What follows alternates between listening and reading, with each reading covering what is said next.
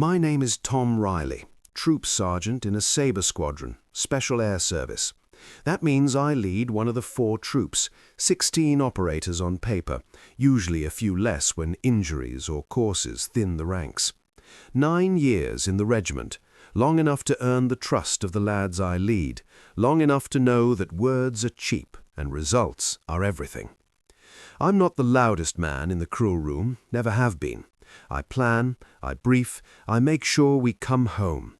The blokes follow me because I've never left anyone behind. That's all the introduction I need. I got here the usual way, selection. Started in 2 para, did tours in Helmand and Iraq as a young Tom, solid but hungry for something sharper. The whispers about Hereford reached me, men who worked in the dark and never needed applause. I volunteered. They sent a train ticket and a date. Selection doesn't care about your reputation. The Brecon beacons in winter just punish you. Endless hills, heavy Bergen, no talking, no encouragement. The long drag, 40 miles in under 24 hours, nearly finished me. Your mind screams to quit, promises relief if you just ring the bell. I didn't. When I finally badged and put on the sandy beret, there was no parade, no celebration, just a quiet nod and a posting. The pride settled in later, deep and permanent. That's the regiment's culture. Silence, ruthless effectiveness, zero need to prove anything to outsiders. We've run operations in places that will never appear in any history book, against enemies who don't officially exist. Small teams, minimal support, maximum results. We set the standard. Everyone else measures against it. So when word came down about the joint exercise with the Americans, one of their Tier 1 special mission units, the reaction in the troop was almost bored. We were in the crew room after a long day on the ranges, kit drying, brews going cold. Someone mentioned it casually. Yanks want 8 opposed force-on-force scenarios. Winner takes bragging rights. Oh, and apparently there's a 10 grand bet floating around at command level. A few smirks, a quiet snort from Harris, the old-school sergeant with the broom moustache.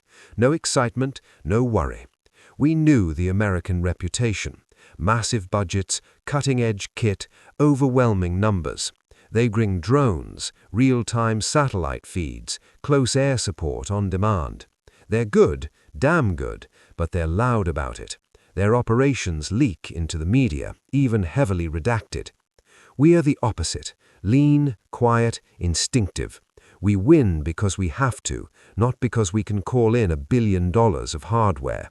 Precision over power, adaptability over gadgets. Harris leaned back. Take away their toys and what's left? Murmurs of agreement. We'd quietly outperformed other allies in joint exercises before. Bigger teams, more resources, same quiet result in our favor. The Americans were a different beast, no question, but we still believed our way was superior. Then there was the bet, $10,000. Started as a joke somewhere high up, probably over secure video between commanders. To us on the ground, the money was irrelevant.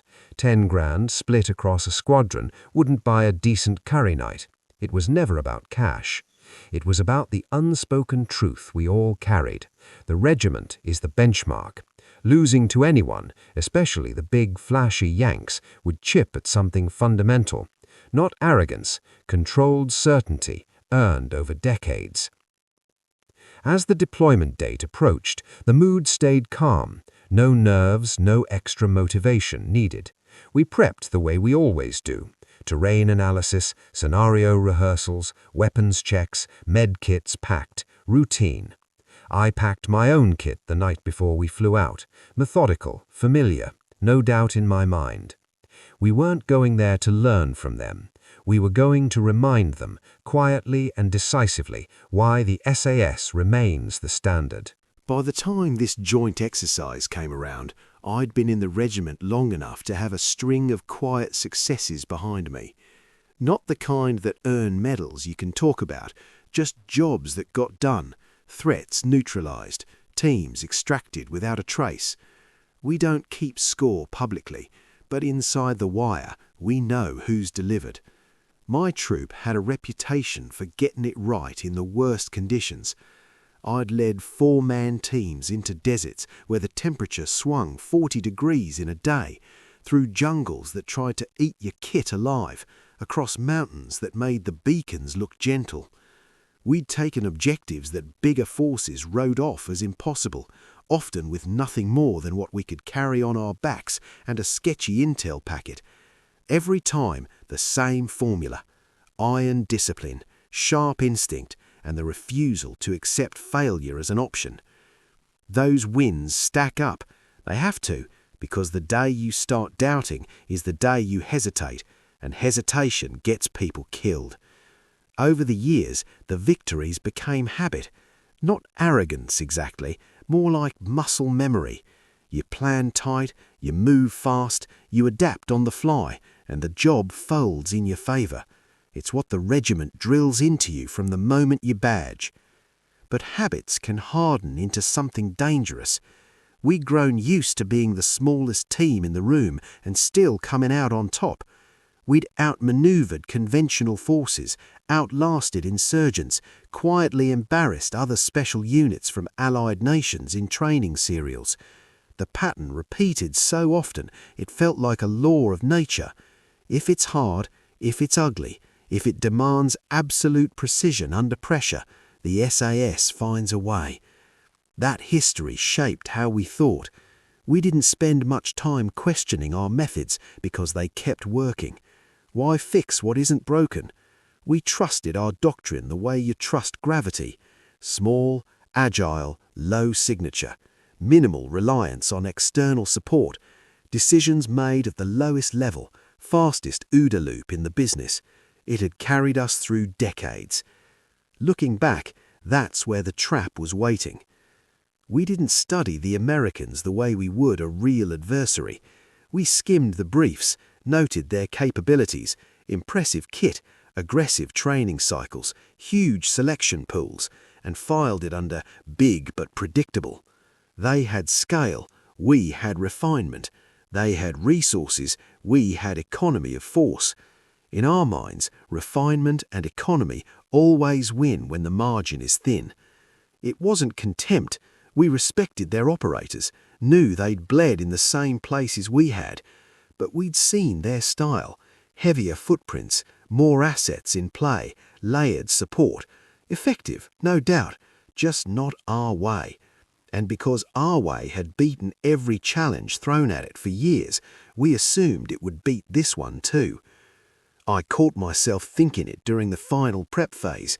We were running rehearsals on similar terrain back in the UK, wooded hills, mixed open ground, night inserts. My troop executed flawlessly, as expected.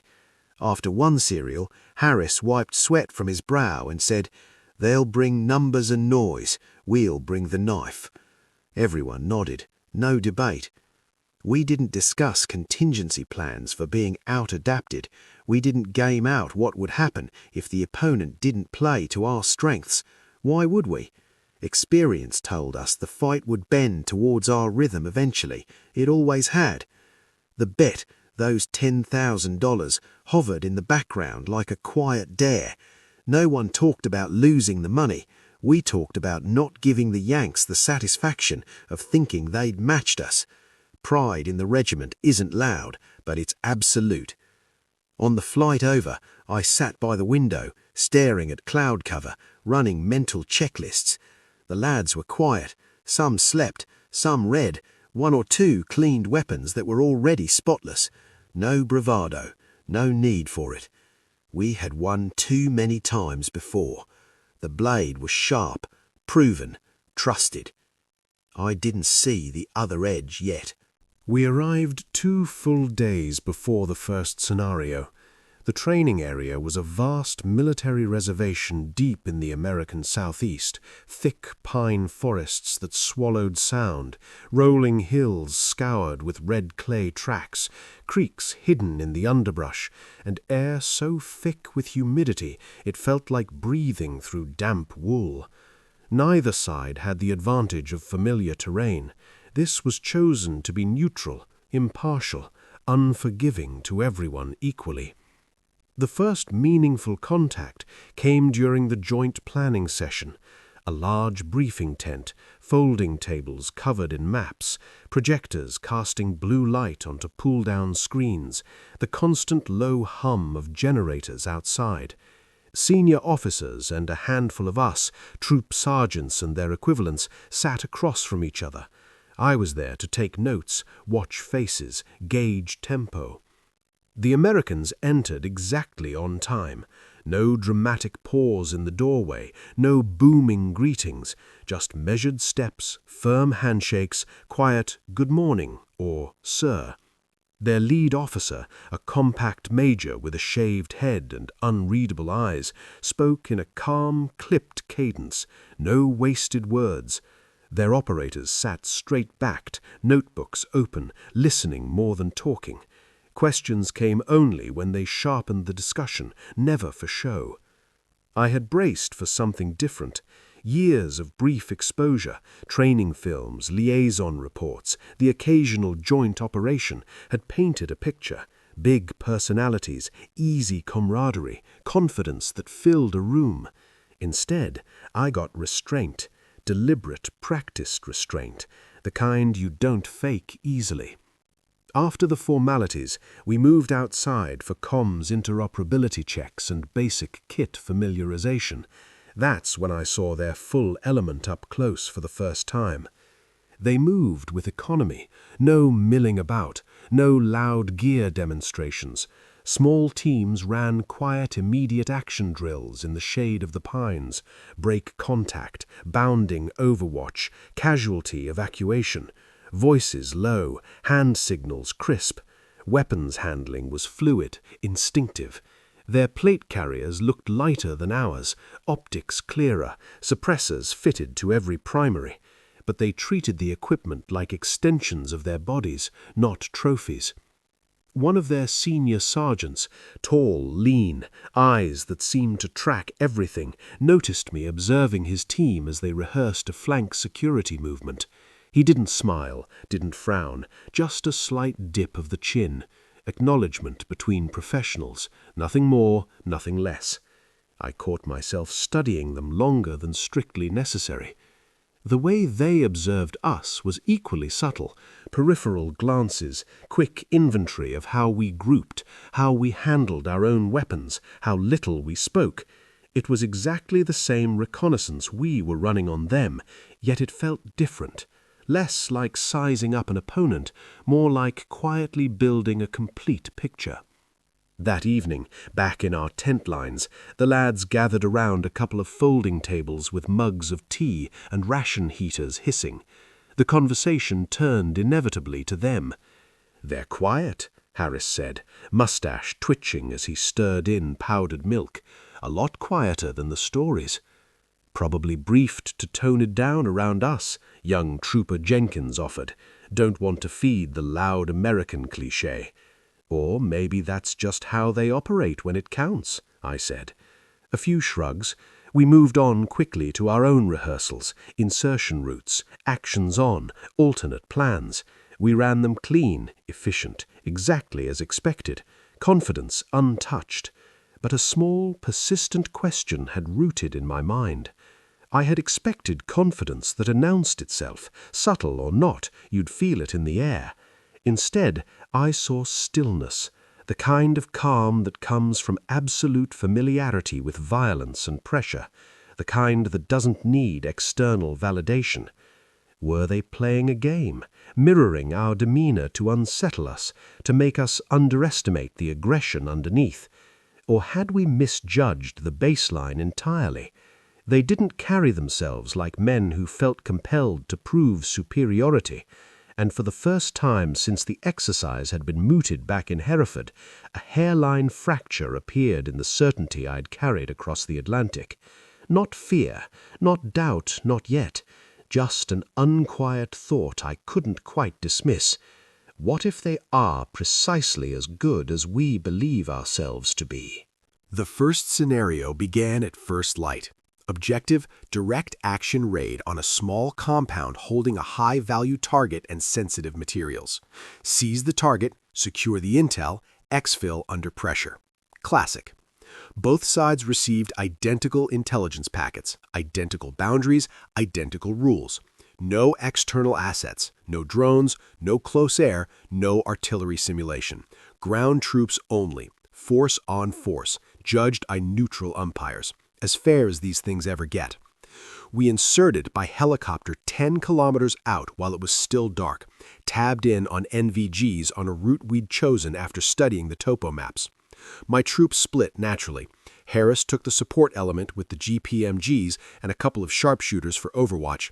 I led the assault team, 8 of us for entry and clearance. Movement was silent, disciplined, bounding overwatch, peel back where needed, no lights, no noise.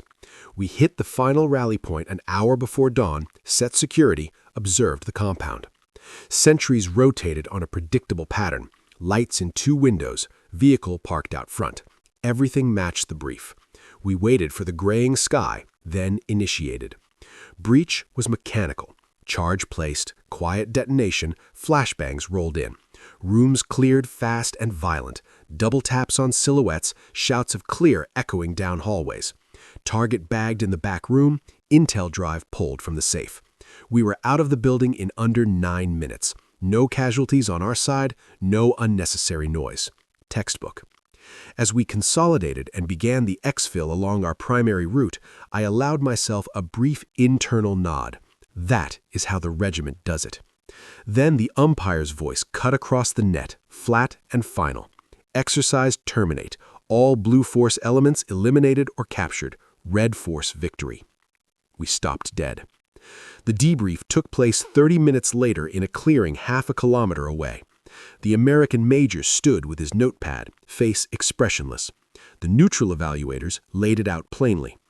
They hadn't tried to contest the compound directly. Instead, they had read our most likely approach and exfil axes correctly and positioned a small blocking element in depth. While we were inside clearing rooms, their assault team had already bypassed us, seized the target from a secondary entry we'd dismissed as too exposed, and pulled the intel. Their blocking force engaged us the moment we stepped into the kill zone we'd walked straight into. We had been reacting from the moment we crossed the start line. We just hadn't known it. I replayed it in my head during the walk back to our staging area. The route we chose was logical, good cover, shortest distance, but it was also predictable to anyone who thought like us. They had anticipated that logic and turned it against us. No one spoke much on the British side. The Americans offered no gloating, no good try, just professional nods as we passed. The major even said, "Solid execution on the breach, tight work," before moving on. It wasn't condescension, it sounded genuine. That made it worse somehow. Back in the tent, we sat around the maps in silence for a long minute. Harris broke it first. We walked right into it. "Bad luck on the Axis," Jenkins muttered. "Won't happen twice." I didn't answer immediately. I was staring at the overlay, seeing how cleanly they'd read us. It wasn't bad luck. It was a misread of tempo. We had assumed our rhythm would dictate the fight. Instead, they had set the tempo before we even knew the music had started. One of the younger lads finally said what no one wanted to voice. "So it's 0-1. No one laughed at the bet. No one mentioned the money. We just packed kit, cleaned weapons, and prepped for the next scenario. But the silence was heavier now. The first small crack had become visible to everyone. We told ourselves it was just one loss, an anomaly, a lesson in axis selection. We still believed the regiment would adjust and dominate the series. We hadn't yet understood how deep the first mistake had already cut. After the first loss, the mood in our lines shifted, but only slightly. No panic, no raised voices, just a quiet resolve. We debriefed thoroughly that night. Maps spread under red lights, every decision dissected. We identified the flaws: over-reliance on a single axis, underestimation of their predictive positioning. Simple fixes. Next time, we'd vary routes, force them to react to us. The lads bought it. I bought it. We'd been here before. One bad serial and a long string of good ones. The regiment adapts faster than anyone. That's what we told ourselves. Match 2. This time, we got serious. The second scenario was a reconnaissance mission. Locate and report on a mobile enemy command element moving through a 20 square kilometer box without being compromised. Classic SAS territory. We thrive in stealth, patience, long lies in hides. We inserted at last light, split into 2 observation teams. I took one, Harris the other. We chose positions that gave overlapping coverage but avoided obvious high ground. Camouflage discipline absolute. Ghillie suits blended into the pine needles, no movement except breathing. We watched vehicle tracks, listened to distant engines, built the pattern in our heads. They were good at hiding their movement too, but we were better. We thought. By mid-morning, we had eyes on the command vehicle convoy. 3 trucks, escorts, moving slow on a fire road. We reported grid, direction, speed, perfectly placed to call in a notional strike or ambush. Then the umpire called it again. Blue force compromised, red wins. They'd found both our hides. Not through noise or movement on our part. We were flawless on basics. They'd done exactly what we would have done. Assumed the best observation points, swept them with small hunter teams. One of their 4-man elements had crawled to within 10 meters of Harris's position, confirmed our presence with a laser marker, and withdrawn without us ever knowing. In the debrief, their team leader simply said, "You picked strong positions. We just assumed you would." No smugness, just fact. Back at camp, the silence lasted longer this time. Harris rubbed his mustache, staring at the ground. They hunted us like we hunt others. Jenkins tried to shrug it off. "Fluke, 2 in a row. We'll turn it tomorrow." But the words sounded thinner. We weren't angry yet, just unsettled. 2 losses didn't feel like bad luck anymore. It felt like a pattern we hadn't read correctly. We still believed our fundamentals were superior. We just needed to execute harder, think deeper. The regiment would rise to the challenge. That's what we do. Match 4. We started arguing. The third scenario flipped roles. We were the mobile element, tasked with infiltrating a defended area to plant beacons on 3 objectives, then exfil clean. Defensive counter-infiltration. Their strength, perhaps, but we'd cracked harder nuts. We changed everything. Routes randomized, timings staggered, decoys inserted. I split the troop into 3 independent cells, maximum dispersion, minimum signature. We moved at night, used streams to mask scent and sound, avoided trails entirely. It went well for the first 6 hours. 2 beacons placed without incident. The third was deeper, inside a perimeter they'd fortified with trip flares and listening posts. We got close, painfully close. Then a patrol, moving quieter than any patrol has a right to, flanked us. Not rushed, methodical. They'd been waiting for the probe, let us commit, then close the net. Umpire call, all 3 cells compromised before completing the task. This time the debrief stung. Their major pointed out, calmly, that we'd dispersed too widely, lost mutual support without gaining decisive stealth advantage. You spread thin to avoid detection, but it made you predictable in pieces. Back in our tent, the discussion turned heated for the first time. Not shouting, SAS doesn't shout, but sharp words. One of the younger troopers snapped, "We should have gone heavier on one axis, overwhelmed a sector." Harris shot back, "That's what they wanted us to do, bunch up and get hammered." I let it run for a minute, then shut it down. Enough, we're second-guessing instead of solving. But the damage was done. For the first time in years, my troop was divided on fundamentals. Not openly, not destructively. But there. Doubt had crept in, and it fed on itself. No one said we're wrong, no one said they're better, but everyone felt the shift. The certainty that our way was the winning way had taken a visible hit. Pride was touched now, raw at the edges. We were 0-3, halfway through the series, and we hadn't scored a single win. Match 5. We stopped playing to our own rhythm. The 4th was urban. Clear a multi-building complex held by enemy force, rescue hostages, extract under fire. Close quarters, stacked rooms, split-second decisions.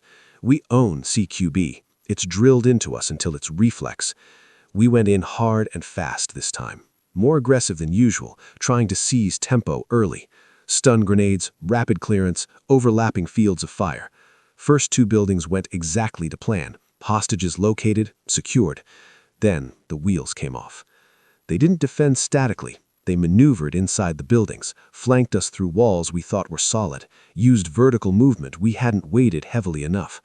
Their fire teams flowed around us, cutting off retreat, forcing us into kill zones we'd created for them. We fought well, better than the score suggested, but we were reacting again. Rushed decisions, slight hesitations when plans fractured, emotion creeping into movement, frustration, the need to prove something. Umpire terminated it with us pinned and eliminated. Afterwards, walking back, I overheard one of the lads mutter, "We're chasing now, not leading." He was right. In the tent that night, no one tried to spin it positively. We cleaned weapons in silence. The maps stayed folded. 4 straight losses. 0-4. The truth settled in, heavy and undeniable. They weren't winning because of luck. They weren't winning because of superior kit.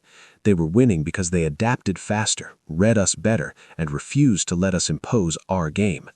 Our pride, the quiet, absolute belief that the regiment always finds a way, was being worn down, one match at a time. We still knew we were good. Damn good. But for the first time, we weren't sure it would be enough. By the time we reached the 5th scenario, something fundamental had changed. We no longer talked about winning the series. The conversation in the tent had shifted, quietly, almost imperceptibly, from how we take control to how we avoid losing badly. The bet, the $10,000, the bragging rights, none of it was mentioned anymore. It felt childish now, irrelevant. We were tired, but not physically, the kind of fatigue that comes from carrying a weight you can no longer ignore. Match 5. We just didn't want to lose anymore. The 5th exercise was a defensive task. Hold a rural observation post against infiltration. Maintain surveillance on a key route. Deny enemy reconnaissance for 48 hours. Long duration, low signature, patience heavy. Exactly the kind of job the regiment was built for. We'd spent weeks in hides just like this on real operations, watching, waiting, invisible. We prepared obsessively. Positions dug deep, camouflage layered, routines staggered to avoid pattern. Alternate sites prepped, counter-tracking measures in place. I walked the lines myself 3 times, checking every detail. Harris did the same. No one complained about the extra effort. Everyone understood what was at stake.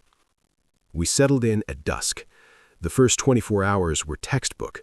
We logged vehicle movements, identified patterns, reported accurately. Their probes came, small teams ghosting through the woods, but we spotted them early, directed notional fire, forced them to withdraw. For the first time in days, I allowed myself to think we might finally turn the tide. Then, on the second night, it unraveled. They didn't come with a big push. They came with patience that matched ours, and then exceeded it. A single 4-man team spent hours crawling into a dead zone we'd written off as impassable. They exploited a tiny blind spot created by terrain masking, one we'd accepted because fixing it would have meant compromising a better field of fire. They marked our primary position with a laser, confirmed the secondary, and withdrew. We never saw them. When the umpire called it at dawn, blue force surveillance chain broken, observation post compromised, the silence on our net was absolute. In the debrief, their major was matter of fact. You defended the obvious approaches perfectly. We just waited for the one you couldn't watch forever. Walking back, no one spoke for a long time. Harris finally said, voice low, "We did everything right, and it still wasn't enough." Jenkins, usually the one with a quick joke, just stared at the ground. 5-0. Christ.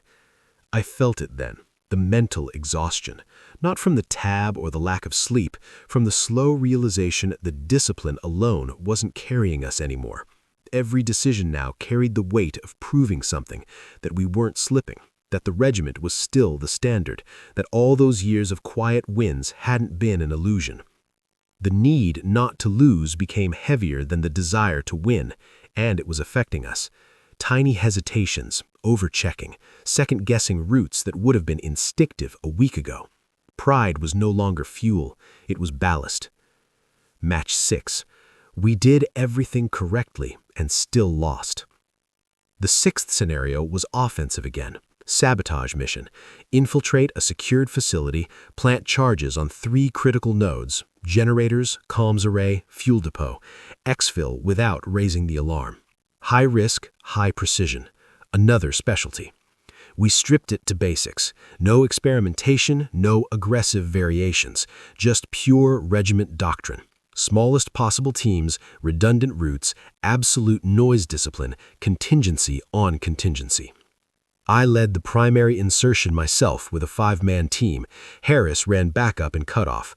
We moved like ghosts, through drainage ditches, under concertina wire, avoiding IR beams we'd mapped during reconnaissance.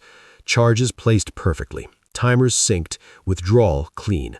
We were 3 kilometers out, heading for the extraction point, when the umpire terminated the exercise. They'd let us complete the task. Then they hunted us on the exfil. A reaction force, guided by a tiny tracker team that had shadowed us from the facility perimeter, intercepted both elements simultaneously. Not rushed, not loud, just inevitable. In the debrief tent, their major was matter-of-fact. You executed the infiltration phase better than any unit we've seen, but you exfilled on axes that assumed we'd prioritize defending the facility over pursuing the saboteurs. We didn't.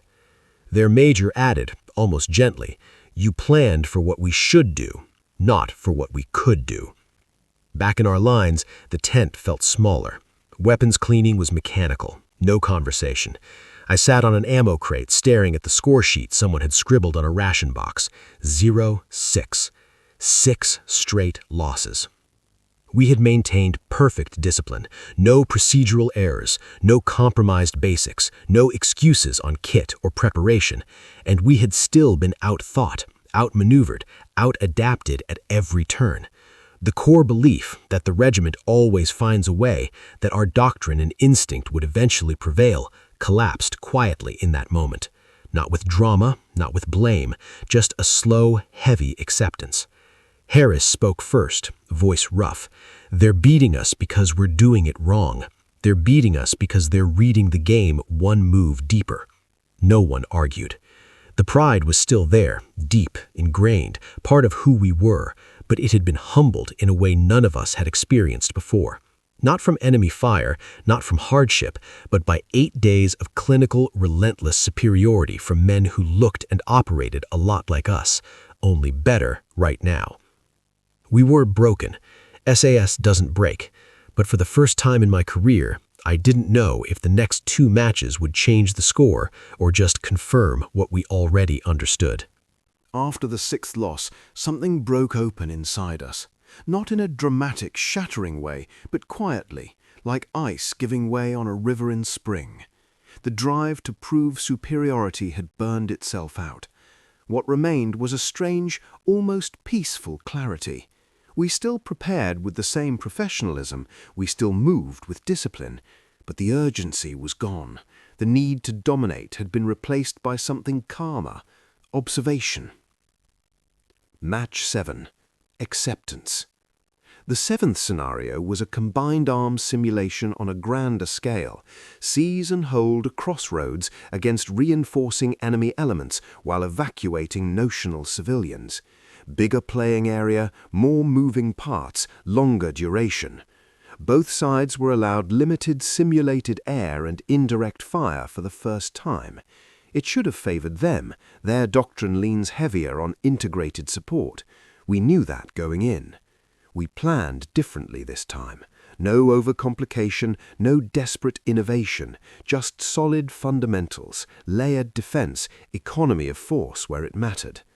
I positioned Harris's element on the key terrain feature, kept my own team mobile for counterattacks.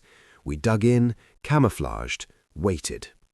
They came methodically, not rushed, not predictable, probed softly, fixed us with fire from unexpected angles, maneuvered around our strong points instead of through them.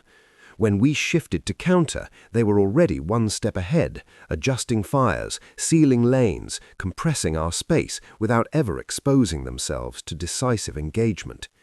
We held longer than in any previous match, fought smarter, cleaner, inflicted more notional casualties than the umpires had recorded from us all week. But in the end, the crossroads fell. Civilians lost, position overrun. Umpire call. Red victory. 0-7. Walking off the ground, I expected the familiar weight in my chest, the frustration, the second-guessing. It didn't come. Instead, there was an odd serenity.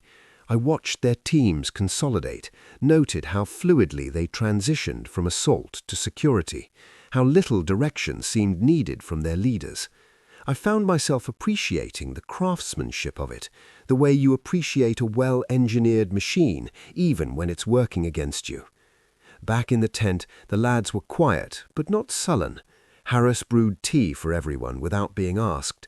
Jenkins cleaned his weapons slowly, methodically, almost meditatively.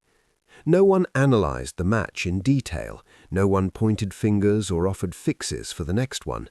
We simply acknowledged it. "We gave them a fight that time," Harris said eventually. A few nods. That was enough. The failure no longer stung. It instructed. I realized then that we had stepped into the match without the old hunger. We weren't trying to salvage pride or silence doubters.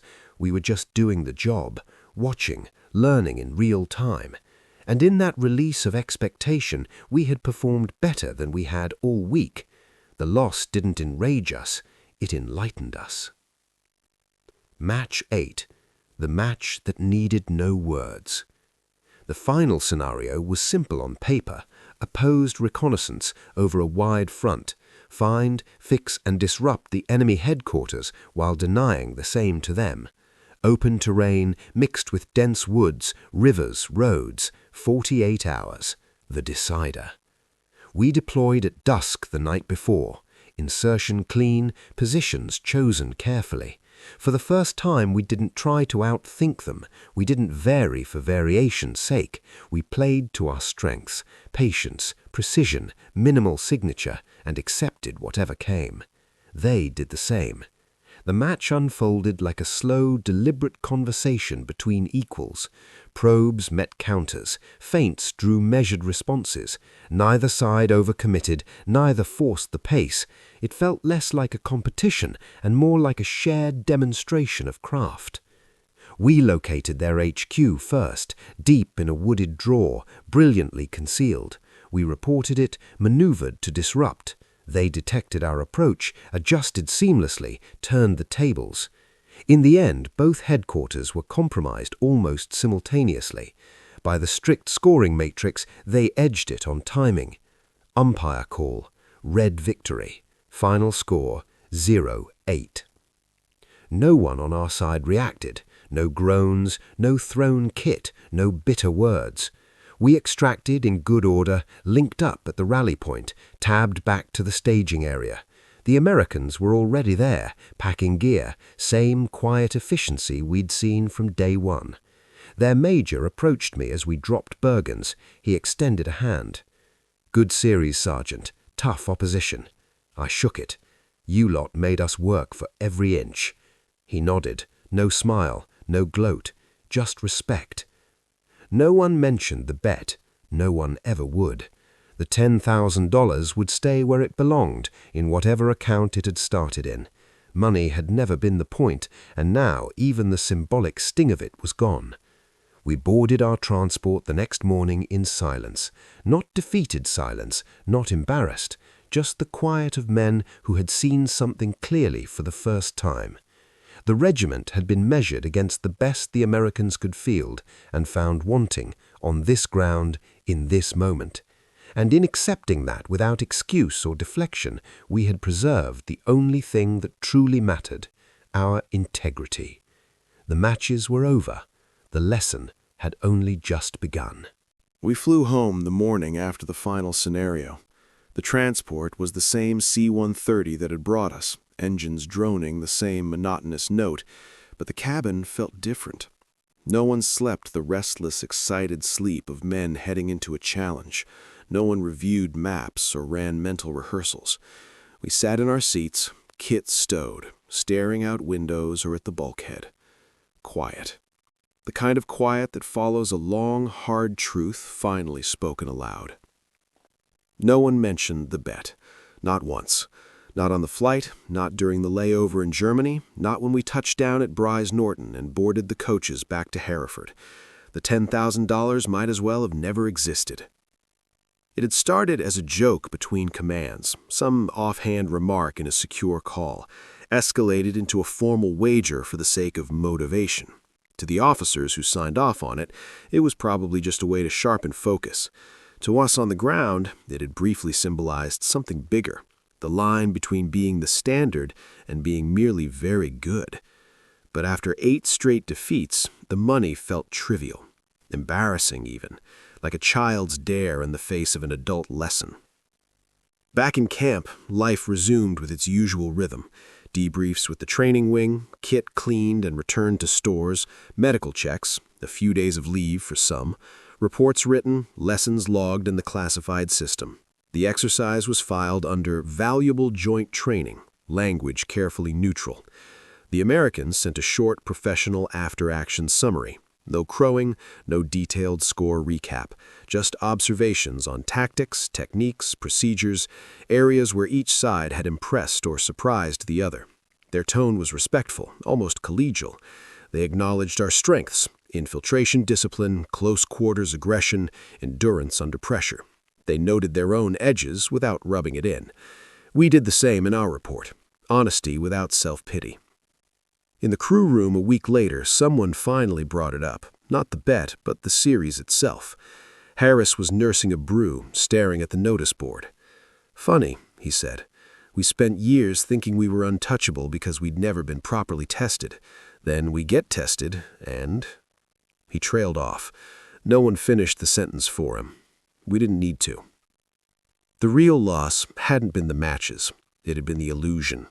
The quiet, comforting belief that our way was inherently superior because it had always worked before, that refinement would always beat scale, that instinct honed in austerity would forever outpace instinct backed by resources. We'd been wrong. Not catastrophically wrong, not obsolete, just human.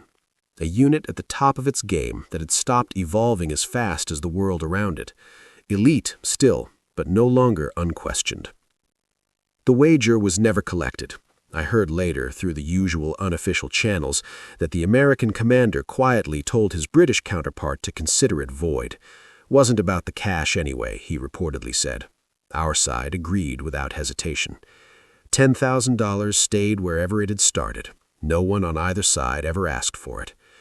What we carried home instead was heavier and infinitely more valuable. Pride, the real kind, has to be maintained, earned anew with every generation, every deployment, every training cycle. You don't inherit it from past glories. You don't defend it by refusing to be challenged. You update it, quietly, relentlessly. In the months that followed, changes came. Small ones at first. More joint serials scheduled, deeper exchanges on planning methodologies, adjustments to selection and continuation training, subtle shifts in emphasis toward broader adaptability, faster integration of new tools without losing the core edge. No one announced a revolution. The regiment doesn't do revolutions. It evolves in silence. I still lead my troop. Harris still grumbles about the tea. The winged dagger still means exactly what it always has. But we carry the memory of those 8 days like a private scar, a reminder that being the best isn't a permanent title. It's a daily choice. And the $10,000? It was never the price. The price was the wake-up call. We paid it gladly. We don't talk about the exercise much anymore. Not in the crew room, not on courses, not even over beers years later when old hands gather. It isn't shame. SAS doesn't do shame. It's simply absorbed, folded into the fabric of who we are now, the way a bad patrol or a lost meat gets folded in. You don't dwell. You carry. You improve. The Americans became something closer to real partners after that. More joint work followed, not because we were ordered to play nice, but because we recognized equals when we saw them. Exchanges deepened. Ideas crossed the Atlantic both ways. Some of their methods found homes in our doctrine. Some of ours sharpened theirs. No one outside the Special Forces community ever heard the score. No headlines, no leaks, no quiet boasting from the other side. Just two elite units that measured each other honestly, bled a little pride, and got better for it. That's the real lesson we brought home. Humility isn't weakness. In our world, it's survival. The regiment remains the regiment, small, quiet, lethal. We still operate in the shadows, still get the hardest jobs done with the fewest resources. We still set a standard, but we no longer assume it's the only standard. Arrogance is a luxury no elite unit can afford forever. The moment you believe you've reached the pinnacle and can rest there, someone hungrier, smarter, or simply different will climb past you. We learned that the hard way, 8 times in a row. And in the silence that followed, we admitted it.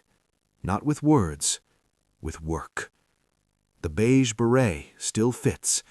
It just sits a little lighter now, because we know, down to the bone, what it truly costs to earn it every single day.